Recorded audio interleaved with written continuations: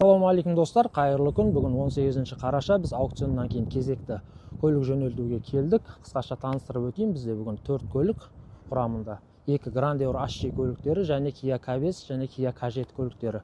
Бұл көліктеріміздің үшеуін әдеттегідей аукционнан алған болатынбыз, және біреуін дилерский орталықтан алған болатынбыз. Өте тиімді, жақсы бағаға клиенттеріміздің қалауымен. Сіздерді осындай көліктер қызықтырса, жекеге шыға беріңіздер. Бізде ары қарай көлік жүктеу процесі.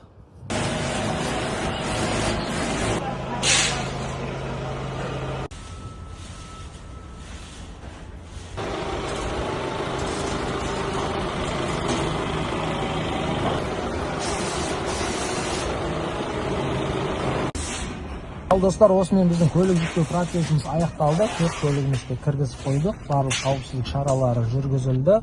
Қырғыз ағайындарға рахмет. Мұнда контейнер номері, осы номерге қарап біле аласыздар. Алла қаласа 25-30 күнде елге жетіп баратын болады. Сенім білдіріп тапсырып берген аға бауырларға мың алғыс.